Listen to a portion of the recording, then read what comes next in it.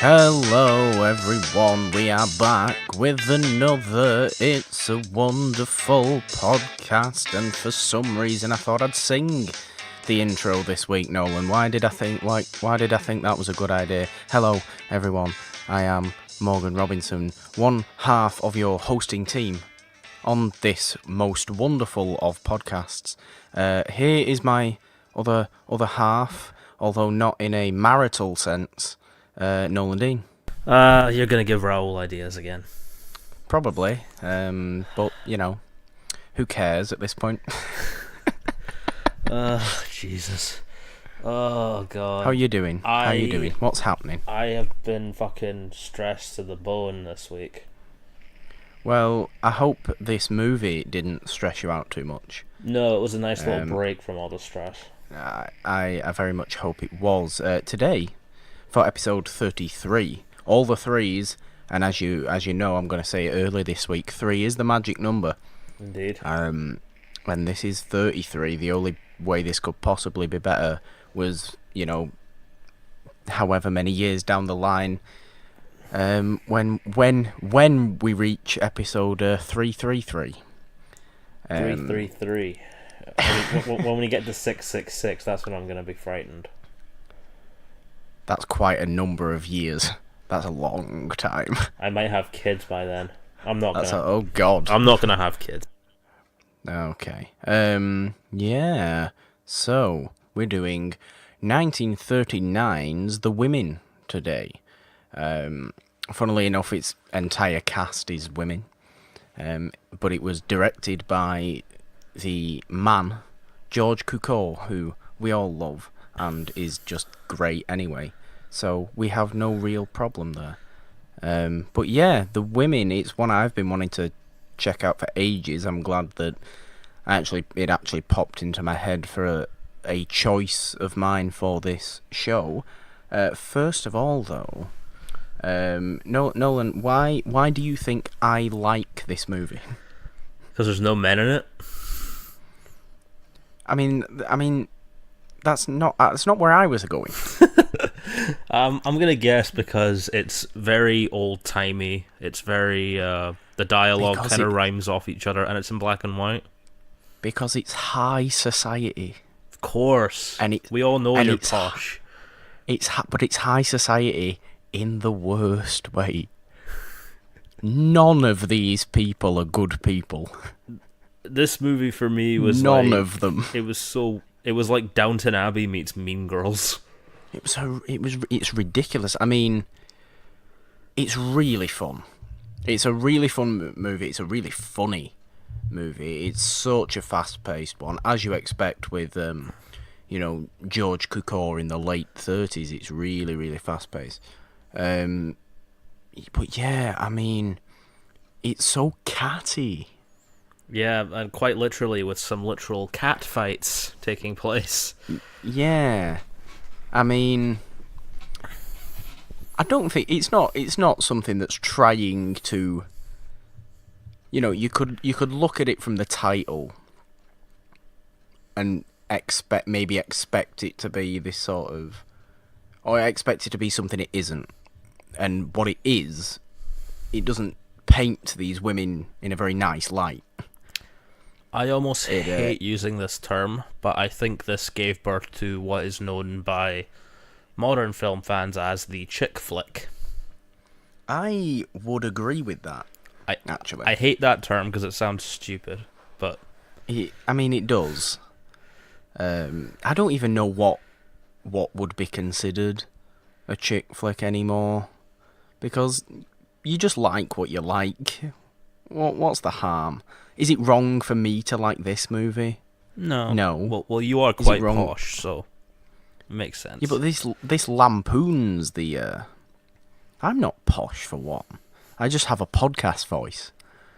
This lampoons the high society to an extent. I mean, it's not slapstick or anything like that, but yeah, let's just briefly talk about what the basic outline of the movie is just a load of interconnected high society New York women and the debauchery that ensues, or the backstabbing and the affairs and the everything. I like that word, debauchery. Debauchery is a great word. But yeah, I mean, that's what makes it really fun, is that everybody's always backstabbing each other to a horrendous, like, awful degree. And, like, nobody keeps any secrets because everybody's just gossiping. That's pretty much what this whole movie is. It's like... The entire movie, it might as well be called Gossip the Movie. It's like hanging out with my mum's friends. I mean, yeah. It's like the 1930s version of Real Housewives. That's an accurate description? But actually fun to watch, because I don't know if you've ever watched an episode of Real Housewives of, anywhere. Do I look like I watch Real Housewives? I'm not saying that. You watch it religiously. I'm just saying, have you ever turned on a random TV channel one day and the Real Housewives was on, of whether it's New York or Atlanta or... There are only two TV shows that I watch on the British TV. That is Doctor Who and The Graham Norton Show. I mean, that's fair enough. There is actually Real Housewives shows in Britain now. Real Housewives of Cheshire. What is it like? Is it like Sharon from down the road? No, it's like footballers. Oh, jeez. That's even worse. Footballers' partners. Oh, God. In Cheshire. Cheshire is a really difficult word for me to say with my speech pattern and, tongue and mouth and everything. It comes off like Cheshire. Or at least I think it does. Probably doesn't come off that bad. But anyway, we're not talking about the Real Housewives, are we? Or, I mean, we kind of are. But it's a good little comparison, isn't it? I think it is, because it's very similar with all the gossip that happens all the time. I just think this movie is way more fun and way more witty and pacey, and I don't know who your favourite one of them was, because there's a real good cast here. I quite like the Countess. The Countess is wonderful. Who plays the Countess? I've forgotten her name. She's great. She has 5 husbands. Just... Oh, it's just dear. She's like a cartoonish villain.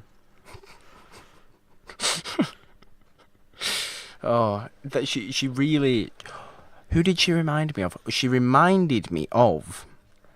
Now, I don't know if you've ever seen the movie Harvey with Jimmy Stewart. I haven't. Basically, Jimmy Stewart thinks he's got an imaginary friend who's a 6-foot-tall rabbit. It's really weird. That sounds like sounds like Donnie Darko. It's really weird. But there's a character in, I forget her name. I think she's like an older auntie in that film, and the Countess reminded me very much of her. She actually has one of the funniest lines that's not even a funny line that just cracks me up every time I watch that movie. I can't remember what she says. I think she seems very surprised that a particular woman is at this party, and she's just like, "Oh my God, is that so and so person? I thought she was dead." And it's not even that funny, but it's just the way this particular actress delivers this line just cracks me up. And the Countess just reminded me of her. So anyone who's seen Harvey, I'm sure you know kind of who I'm talking about. I haven't seen Harvey, but I've seen Donnie Darko, and that sounds very similar. Maybe it is similar. I'm the person who hasn't seen Donnie Darko, you see. So, Well, because I haven't seen any movie this side of 1980. So, well, that's not true, but you know what I mean. There's a reason I do this show, Nolan. You do realise that. I do. I liked out of them all, though. I didn't like her because she is arguably the worst one. But Rosalind Russell, who is Sylvia, she's the best character in this. She's by far the biggest gossip in this. Can I confess something here? Yes. it was really hard for me to root for anyone in this movie, because if there's one person I cannot stand, it's gossipers. Oh, I know. You're not. I'm not rooting for anyone in this. I mean, okay, the lead is Norma Shearer, who, yeah, okay, she is the protagonist. She's the one that you would root for, usually. But she also does some, like, nasty stuff to the others as well.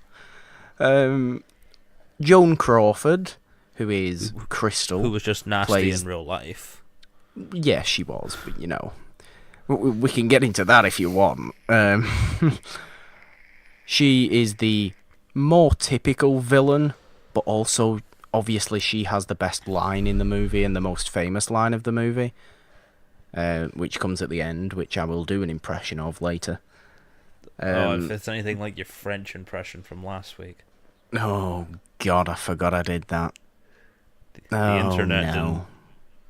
No, it didn't. Everybody seemed to enjoy it, so, you know, French Morgan might come back if we ever do a, you know, if we go to France again, which we might very well go to France again, who knows. But yeah, Rosalind Russell, Sylvia, is my favourite character in this because she is the worst gossiper in here and the fastest talker and just looks like she's the one having the most fun. Mm-hmm. Which is awful because she's having fun by making other people feel bad because she can't keep anything to herself. It's just fun. I don't know. What do you think? Honestly, this is the kind of movie where I could watch it with my eyes closed because it's all dialogue based. Explain. It's all dialogue based, and you know, there's not really like much scenes, I think, in it. It's mostly just they're all made up of people talking. It reminds me a lot of like Aaron Sorkin dialogue. Yeah, I mean, it's a play, so a lot of these type of movies were plays. All the 30s comedies and stuff were originally plays, which is why they are so dialogue heavy. But I get what you mean.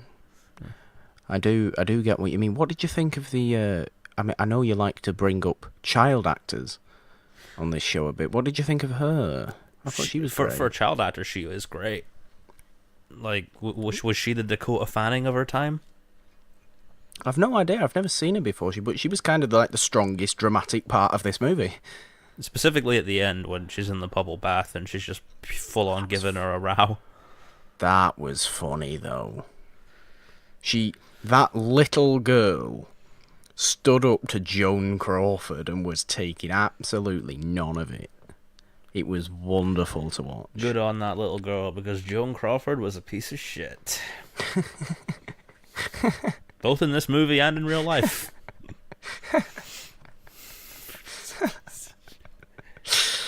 Good actress, though. Good actress, horrible person. Good actress, though. Well, yeah, but, you know, still. You are very much not team... You are very much Team Davis, then. Mm-hmm. You're Team Davis. Was that a thing? Imagine if that was a thing. Are you Team Davis or Team Crawford? And then the public would have to decide. It'd be in like newspaper polls. Exactly, that's what I'm saying. You'd be Team Davis. Probably. I think Betty Davis, to be honest, is a better actor as well. She's also way more likable. Yeah, I guess. She also wasn't, like, violent to people, as far as I know, so there's that. I hope not, anyway. Yeah, I want to get, like, some more of what you thought on this movie, though, and maybe just not even necessarily what it was about, but some of the actors, because that's why I picked this, really, because of the cast of all these kind of huge names. I don't necessarily know if I can tell you what it's about, because it's really just a dialogue-driven, fun play of women just talking to each other. And it's quite fun in the sense that they talk about guys, but there's no guys in this. No, there's not a single man in this. Not in any role at all. Not like a waiter, not a butler, not a person at a party. Everyone's a woman. Yeah, and it's just like I found that kind of interesting because, you know, we get a lot of female-driven films now, but I can only imagine what it would be like back then. Yeah, I mean, you said before this may have very well been the first chick flick, and what ultimately those movies are is to draw women into the cinema. You don't think women went out to see this movie in droves? Of course they did. They definitely did. I know this movie is a personal favourite of one Anna Kendrick. There you go. How did you know that? That's a weird one. I was looking up trivia and she says she watches it quite a lot. I mean, fair enough. It's a fun movie, Anna. I'm not gonna disagree with you there. I do think this movie is actually about something, though. Go it's on, about, because I was struggling to find what it was about. I mean, it's not necessarily. It's simple, but I just think it is. It is just. It's a commentary. It's a commentary on the, bad side of high society. That's what it is. It's a commentary on the bad side of high society and gossip. Is there a good side to high society? Yeah, the parties and the money. Like an aristocrat. But aristocrats are also like, they take the money from the poor people. Shifty people. There are good and bad sides to anything. I mean, okay, you could get into a serious discussion here. It's like on like becoming self-made and stuff like that, rather than just like a person of noble blood.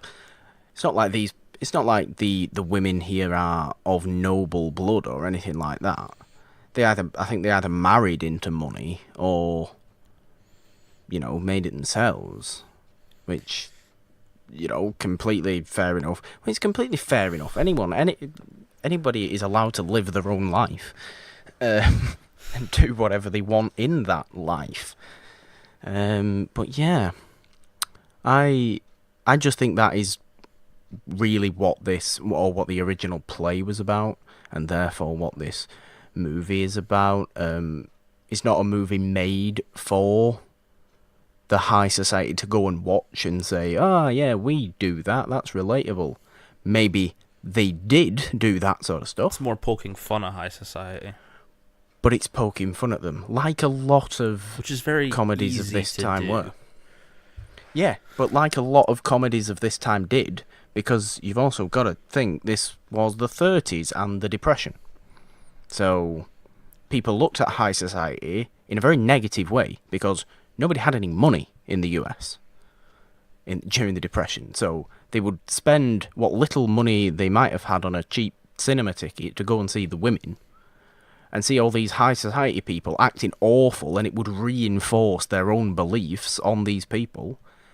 This is why you watch stuff like this, and Bringing Up Baby, which we did in a very early episode, where very, rich people are very, very stupid. And it's just there's a lot of stuff like that around this time. And culturally, that makes perfect sense, because that's how you would draw people in. You would put a movie out there that made the people that the general mass population didn't like, and make them look stupid. It's exactly what The Women does. Satire. I mean, maybe it is. It's satire. It's sort of indirect satire, though, because you wouldn't normally think of it as any sort of satire movie. But I think it really is. And like I said before, you could look at it as just like... You could look at it as a dated depiction of women, because everybody's gossipy, everybody's catty, everybody's just, bitching to one another. That's what they're doing. Or you could look at it in this way. And I prefer to look at it in this way, because, yeah, then all the gossiping and cattiness becomes fun. Yeah. And that's a much nicer way of watching it. My favourite parts of it are to do with the lower society women, like the maids Okay, and that. Go. They had the wittiest lines for me, just talking about this kind of stuff. Like, I remember there's one scene in it where they lock the Countess away and like, oh, your job's gonna be gone. It's like, yeah, just like my tips that you never gave me. Yeah. That I relate to that, because that's like my job. Oh, do you see yourself as a maid? when I go working, yes. Are you a maid? Yes, I have a very nice dress. And an apron. Do you carry around a feather duster? No, not a feather duster. You're not a French maid. No. You're not one of those. No, I can't afford a feather duster. You can't afford a feather duster. They can't be that expensive. I know, but who... Feather dusters, they're like £1. Who wants one, though? Well, you need one to dust. I don't have feathers in my fucking flat. You don't dust with a feather. Do you know what a feather duster is? A feather duster is just a duster. It's just called a feather duster because it used to be made of feathers in the old times.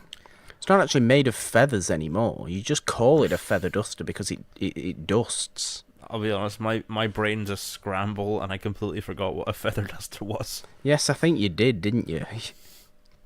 Did you think a feather duster was, I don't know. Something to clean up feathers with. Something to clean up feathers. That's one for the stupid stuff that Nolan says list. I thought a feather duster was something you used to clean up feathers. There you go, everyone. Write that one down. Yeah. Chalk that one up. Chalk that one up indeed. But the women. The actual cat fight in The Woman is hilarious. Rosalind Russell again. She's the one who gets involved. It is hilarious. It's very silly. Like,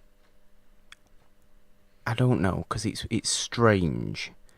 But it is very, very silly because basically the worst thing they do is like pull each other's clothes off. But just like very, very like... It's very staged, which makes it funnier. Yep. Well, I don't know. It was based on a play, so I'd expect that. Well, yeah, but I mean, it's not a natural-looking fight. I felt bad for the horse that was there, just witnessing it. You felt bad for the horse? The horse was just there minding its own business. Well, and suddenly all these women start fighting. I don't think the horse... Imagine if the horse had have just come in and just started, like, rearing. And... No, that would cause serious injury. Nobody wants that. Because we've got to remember, you injure Rosalind Russell badly in this movie, and we don't get Rosalind Russell wonderfully 2 years later in His Girl Friday. So you've got to remember that. I'm a Rosalind Russell fan, Nolan. If you hadn't, I can figured see that out. You're the leader of the Rosalind Russell fan club. Do you know who else is in this movie? What? Joan Fontaine, who has a great name. That's a fun name to say. Who we of course know from Rebecca. Thought I recognised it. And who else is in? Paulette Goddard is in this movie, who was in a couple of Chaplin films like Modern Times. Imagine doing a double bill of this and Rebecca as like high society movies. That's a very strange double bill. They both feature high society. Yes, they are both about high society, but both vastly different movies. I mean, Joan Fontaine's not exactly the star of this either. She's almost a minor supporting character. It's an ensemble, really. That's the best way you can describe this. It is an ensemble, but it is very clear that Norma Shearer is the lead. As far as I'm concerned, anyway. Because even Joan Crawford doesn't show up for as much as I originally thought she would. Now that I think about it, there wasn't really one central character to follow in this. It was mostly about all of them interacting. That's exactly what it was about. Because that's exactly what, or that's exactly the image of high society that was trying to be presented, I think. Was just... like, these people aren't people. They're a collective of people that are all awful. I just realised this might have inspired Crazy Rich Asians. I mean... deals with high society, but in a different culture. I think, but I think a lot of movies inspired, the book of, or a lot of texts inspired the the book that was Crazy Rich Asians. This, The Women isn't the only high society film. Oh no, there's loads of them. There's a movie called High Society, for God's sake. So, yeah.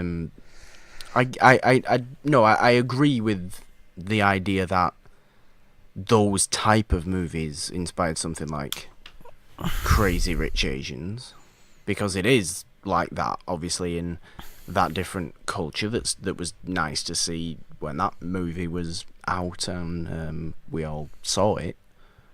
But yeah, I mean, I don't know. There wasn't too much of a level of gossiping going on in that movie. It was a little bit. No, it was mostly about the high society versus working class kind of thing. Yeah, it wasn't really about that. And this movie, you could say it's strange because, like obviously there are no men in it, but it is very much about men. Oh, it's not passing the Bechdel test. No, it's not. They literally always are talking about their husbands or their, the people. Isn't the one guy is with three of them at any given time? Obviously you never see him, but he's just he's going through them all. Bit of a poon hound. He's going.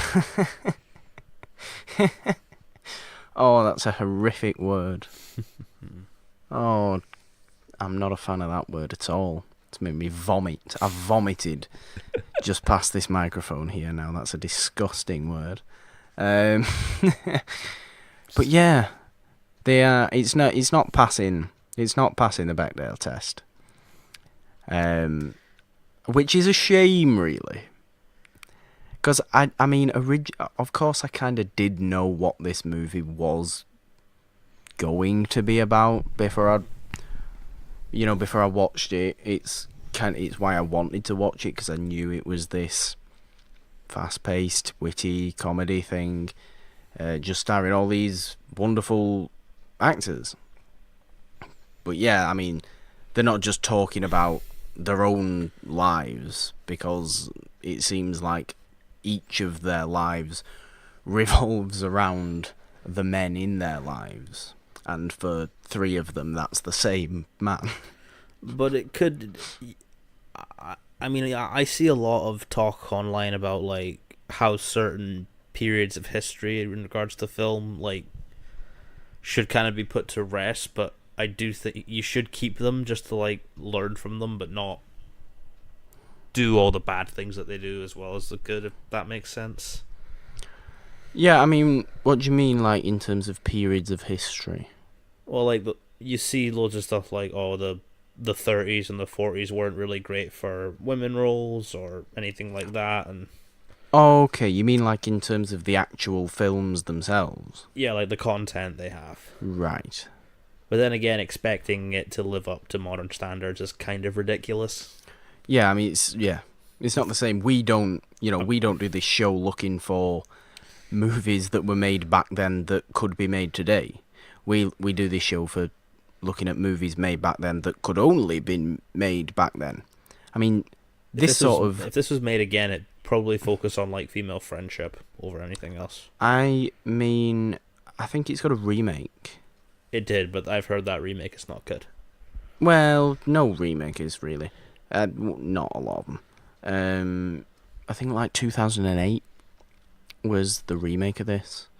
But yeah, you couldn't make this today because that type of society doesn't exist anymore. That type of society only existed then. It's why it's why I love watching movies from this time, because it's kind of alien to me. And that's why I watch movies in the first place, to see things that I don't know.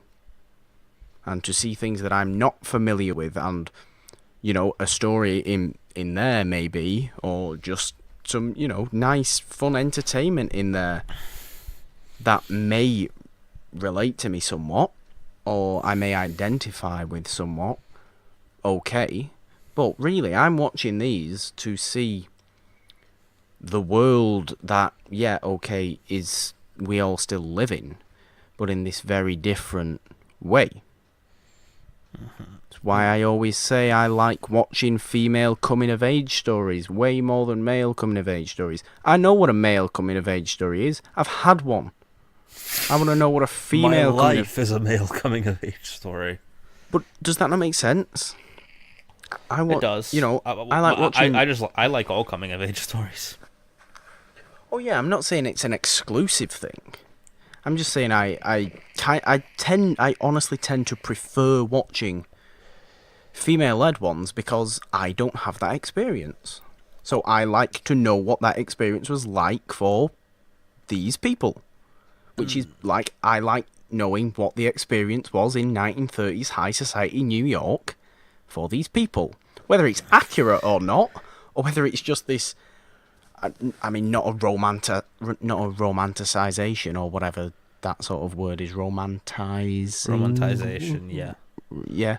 I got lost for words there. Or whether it is this sort of very negative depiction. I don't know whether that's accurate, but I wasn't there. But it's all I can go off. That's all we can go off from in any period of history, unless you're actually there.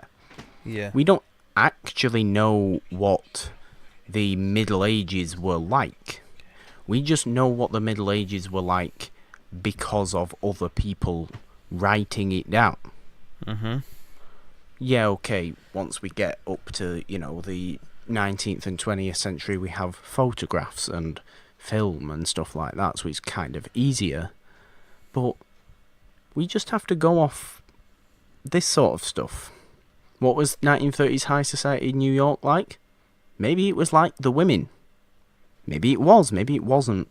But it's fun to have an idea of what that will be like. And, you know, keep it for that kind of history sort of thing. Yeah. Absolutely. I feel like I've been talking way too much. As I probably always do. Because I just get very excited. Nolan, please take over for a minute. I shall. I know that maybe there's not sort of so much to say about this movie because it doesn't, like you said, it doesn't really have a story. But it's a situation and people reacting to a situation. That's pretty common in plays. Yeah, that's fair. Reminds me of like Twelfth Night, the Shakespeare play. Okay, explain that one, go. Well, I just saw that recently at the Cottier's Theatre in Glasgow because my friend was directing one. Wonderful. And it's kind of a similar thing. If you know, do you know the story of Twelfth Night? I do, but please explain if people who are listening might not.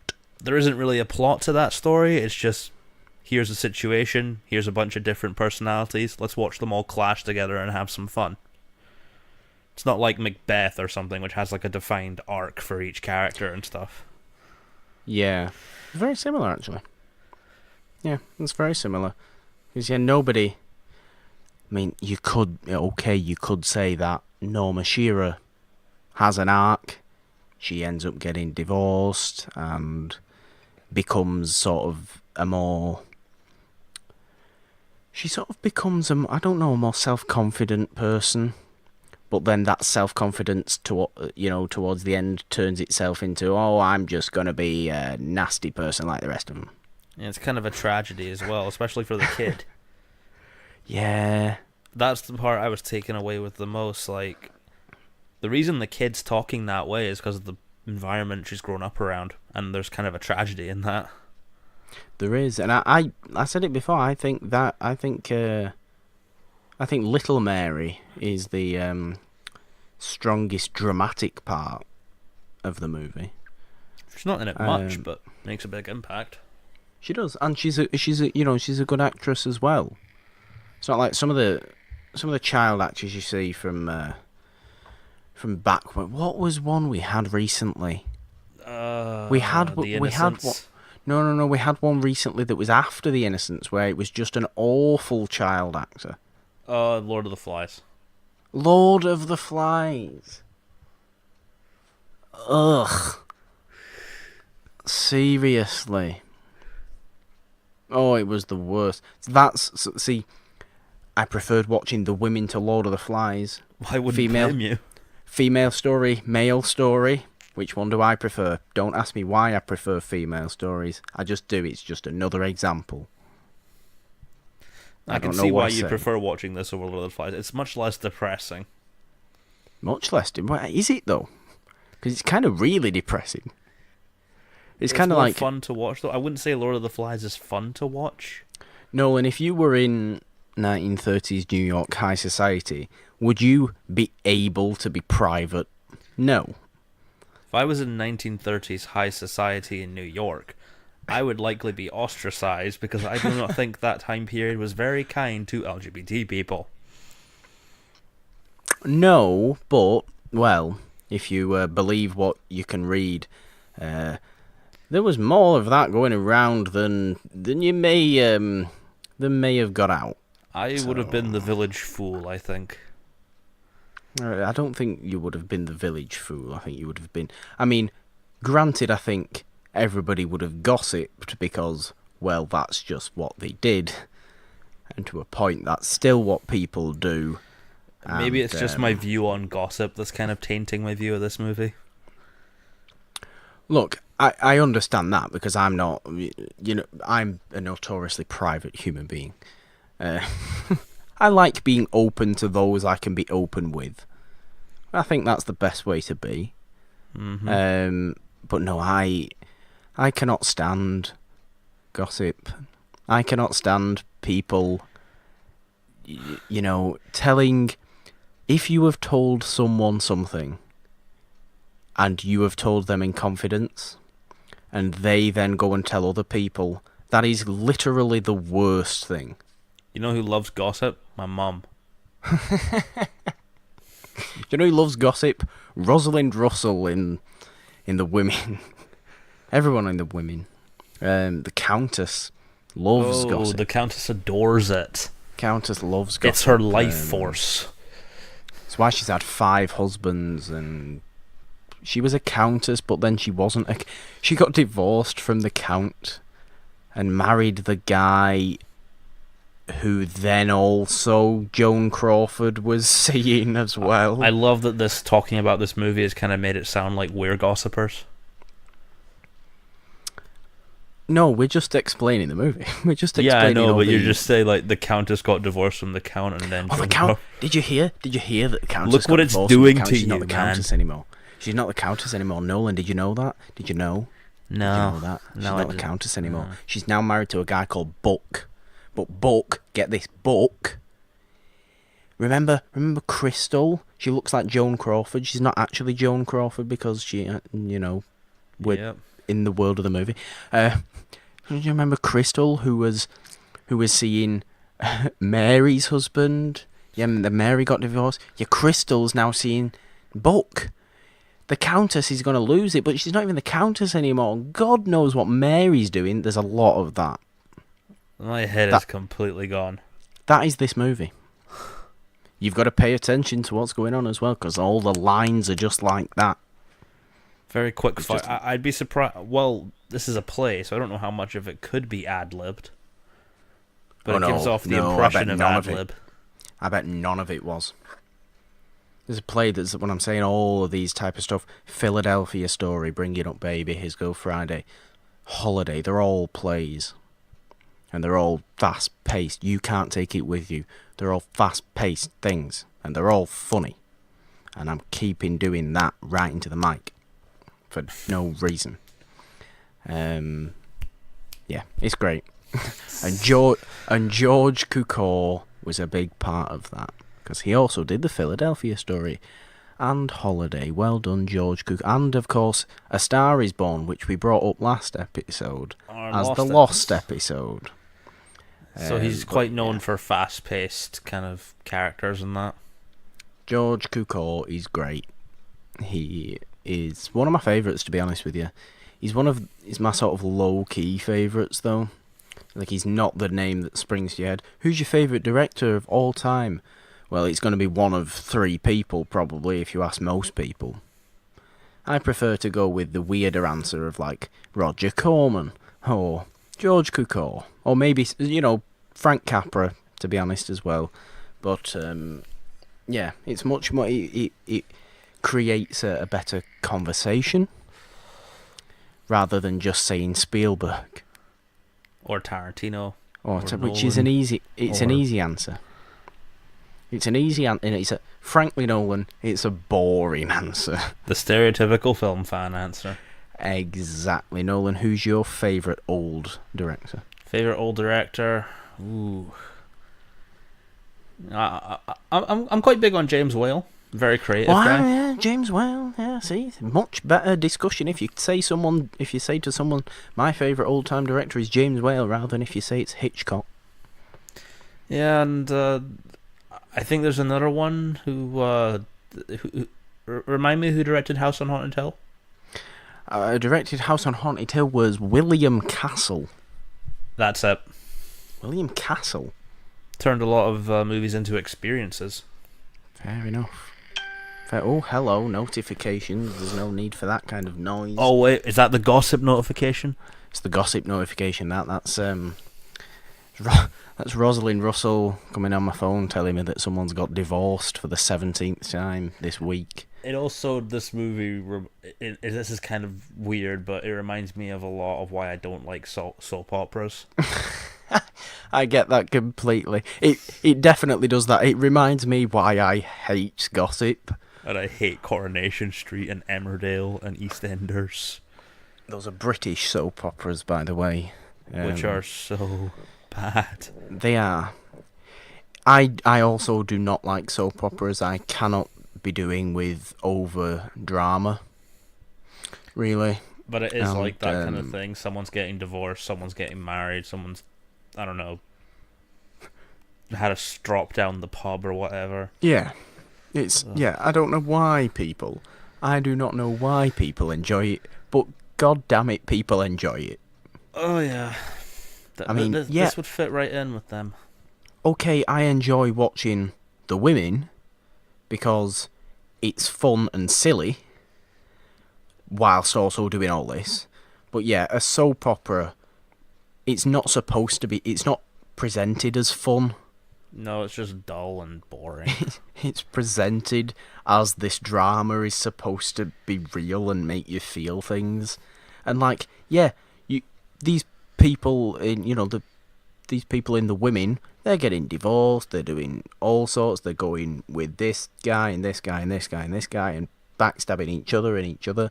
But like, you don't care because it's not a drama. You're supposed to have fun with this. This is what it's there for. And that's George Cukor directing. That's the writing. I don't know who wrote the play. This is definitely more fun to watch than any of those. Oh, of course it is. That's what I'm saying. It's the wit. Style of. It's the wit. It's the style of how it's done, and it's why it's why you like watching any of this type of movie. I've listed them 3 times, or a number of them, in already this episode. So yeah, ultimately, coming up to the sort of end portion of the discussion on 1939's The Women, it's just a lot of fun. Indeed, it's a lot of fun about people that aren't nice. It's kind of funny in the same way that It's Always Sunny in Philadelphia is funny, where no one is a nice person, but you just laugh at their interactions. Yep, I definitely can see that, because I've seen a couple clips of It's Always Sunny when my brother's watching it. I mean, I would not go as far as to say that the women in The Women are anywhere near as bad as the cast of It's Always Sunny. But I can believe that. They definitely gossip more. And yeah, it's a good movie though. I'm glad I finally watched this movie. I am glad it popped into my head to do it for episode 33. I'm gonna have to live this movie tomorrow when I'm working at the racecourse. Oh, that's very entertaining. Right, this is what you should do. Is you should just believe that that's actually what's happening. Watch these people at the racecourse like you watched this movie, and you will have a lot of fun and you won't get annoyed. advice. I hope that works, because it's really easy to get annoyed at old Scottish people. It's, yeah. Not just old Scottish people. Stop alienating the old Scottish portion of our audience. Which is what, my nan?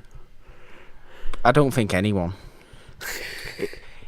It only says UK on the analytics. It doesn't say England, Scotland, Wales. Damn you, Northern Brexit. Ireland. It only says UK. I mean, it doesn't only say UK. We've actually got our third biggest audience is Sweden. Don't ask me why it's Sweden, but that's a fact. Well, I do love their meatballs. And now you've alienated the Swedish. I was saying a nice thing. I like Swedish meatballs. Nobody likes IKEA. You've no idea how good they taste. I do. I do know. I don't appreciate the pun. IKEA's a dreadful place, but also a wonderful place. Now you've alienated the IKEA shoppers. No, I haven't.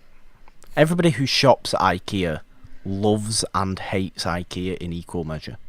I only go to IKEA for the Swedish meatballs, if I'm honest. It's a waste of a trip. You go to IKEA to get lost for weeks. But somehow I always find myself with the meatballs. You go to IKEA and they have those arrows on the floor. And if you follow those arrows, you won't actually go out of the door. You'll just keep going round and round IKEA because the arrow, some one person has switched one of the arrows. And it cocks everything up and there ends up being crowds around the kitchens. And it all gets nasty. It all gets nasty, Nolan. Nolan, have you got any final thoughts on 1939's The Women, other than I suppose this is a slightly shorter episode, but I feel like we've said what we have to say. It's a nice another discovered movie for us. It's exactly why we do this show, to watch these sort of movies. Great cast. And please, any final thoughts from you? I would say this is a very fun movie to watch. Even if you hate the subject matter of gossip, I think you can find something good to like about this movie. For me, it was seeing the effect of high society on the innocence of a child and what that effect is, even though that's a minimal part. Mm-hmm. And I like that this is the kind of movie where the dialogue is the star. Because, like I said before, you could watch this with your eyes closed and probably still get the same effect. Of course you could. Yeah. That's fair. And a nice little... I never thought we'd end up doing this, but digging into the history of, even though I hate the term, the chick flick. The history of the chick... Again, though, that's another reason why we do this show, is to see these early examples of maybe these things that did come later on. The chick flick, for, lack of a better term. What's a better term? Let's come up with a better term. For the chick flick, the female ensemble. It doesn't rhyme though. It has to rhyme. I can't think of anything. In the comments, come up with a better term for chick flick, because chick flick is a stupid term. I don't know. I am very bad, but yeah, it is kind of. It's a very early example of that type of thing for sure. And that will do it for the discussion of 1939 The Women. Go and watch it, because you will have a lot of fun watching this movie and seeing all these wonderful actors play off each other. Indeed you will. I should also bring up that Norma Shearer, who is for... basically the protagonist here, won an Oscar, not for this movie, but for a movie called The Divorcee, 9 years earlier, so she must like roles that involve divorce, which is interesting. I mean, that might not be an accurate thing to say, but that's just my take, and my take might be silly, but who knows. Damn. Nolan, What's been going on? What's been going on aside from watching the women? Are you getting in the festive spirit? Well, we did just buy some mince pies. Good. Have you got any Christmas lights? Have you got a tree? I have a picture of a tree. You have a picture of a tree. That's the festive good period enough. Doesn't start until I go back to Cyprus and force my way into my mum's kitchen to help cook Christmas dinner. Understandable. I have bought Christmas presents, though. Good. So you are getting into the festive spirit. Is Glasgow decorated nicely? Oh, the Glasgow Christmas market has been open for a while now. Lovely. Is you it can worthwhile? Go down. It's good. Weirdly enough, there's a food stand for confit duck. You know, that Glaswegian treat? No, I don't. I don't know that. Honestly, have no idea what that even is. It's just slow-cooked duck. Well, it sounds quite nice, to be fair. Sounds most pleasant. Indeed. So go and get some of that from the Glasgow Christmas markets. But yeah, I'm getting seriously into the festive holiday mood. Yeah. To be fair though, I was in the festive mood 2 weeks ago. So fair enough. Probably not a shock to anyone. I did see something Christmas related that made me very angry. Was it? No, I've got no. I was gonna say something funny, and I hate it when I set myself up. I hate it when I set myself up to say something funny, and then my stupid slow mind doesn't work quick enough. It was that BuzzFeed UK video of British Christmas food versus American Thanksgiving food, and it just made me mad. How? I need this explaining to me. What is this? Well, what is the difference? Why did it make you mad? Because they didn't like the British Christmas food, and it was clearly better.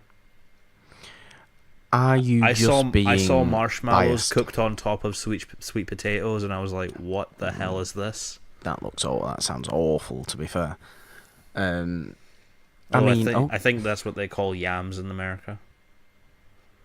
I mean, yeah, yams and sweet potatoes are the same thing. Never seen them with marshmallows on top. That sounds gross.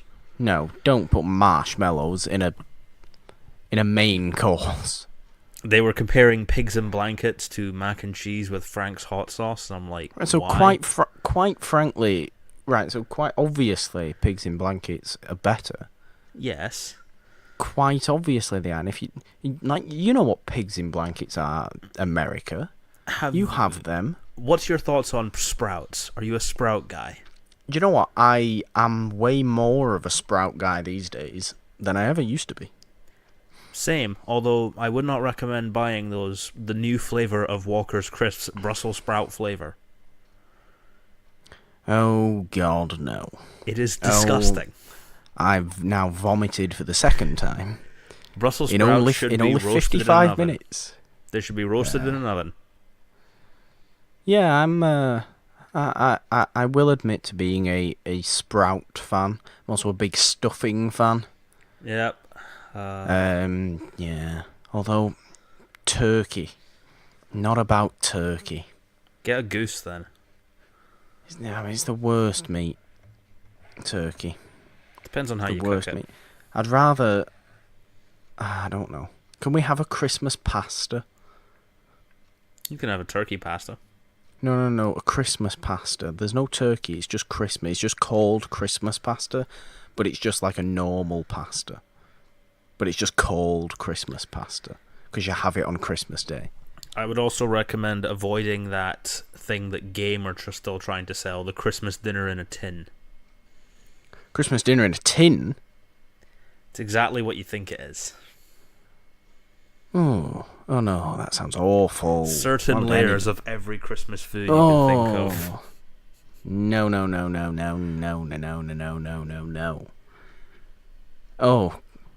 Oh, it sounds like it'd give you disease. It's designed for gamers who want to get back to playing their new games. Well, that's all very well and good, but, take a couple of hours. It's Christmas Day. Be with people. And not online yelling at them on Call of Duty. Don't be alone on Christmas Day. I feel it saddens me that people are alone on Christmas Day. I'm going to become very charitable now in the way I'm speaking. It really saddens me that people end up being alone on Christmas Day. I don't know. I just think everybody, if you have friends who are going to be alone on Christmas Day, invite them round. Be nice. It's Christmas. People are supposed to be, charitable and goodwill to all men and all that business. So indeed, let's remember to be nice to everybody this holiday season and every other day of the year as well. It's not, as soon as January the 2nd rolls around, we're not allowed to start being awful to each other again. But yeah, other than that, nothing much has been happening. I'm going to see Into the Spider-Verse tonight, and I'm very excited about that. So by the time people are listening to this, you will have seen the movie. Indeed. Well, Nolan, how was the movie? I love Miles Morales. That's all I'm gonna say. Okay. No, okay. Nolan, he can't give an accurate description because he hasn't actually seen the movie yet. Suspension of disbelief. Okay. Hello, I'm back. I'm not gonna whisper into the mic anymore. Sorry. Just a sigh at the end of this. And as always, you can find me at NolanDean27 on Twitter and all the stuff. Can. And you can find Morgan at. You can find me at the Purple Dawn with a 3 instead of the E in the, because 3 is the magic number, much like episode 33 of It's a Wonderful Podcast. You can find the podcast on Twitter at It's a Wonderful 1 with the number 1, or on iTunes / Apple Podcast, whatever you still call it, Spotify, Podbean, Castbox, Stitcher, and anywhere else you might find podcasty things. You can find this show and leave those 5-star reviews and be generous this holiday season. It'll be a lovely Christmas present for Nolan and myself if you would do such a generous thing. What you can also do is use the hashtag It's a Wonderful One, still with the number 1, on Twitter, and let us know your thoughts on the show. If you want to interact with us, use that hashtag, tag us in the post, and let's talk about these movies, because that's what we do this show for, to discover these new movies and to open anyone who's good enough to listen's eyes to these movies they may never have heard of or may never have seen. Even if you have seen them, it could be then just a good discussion. So it works on all fronts as far as I'm concerned.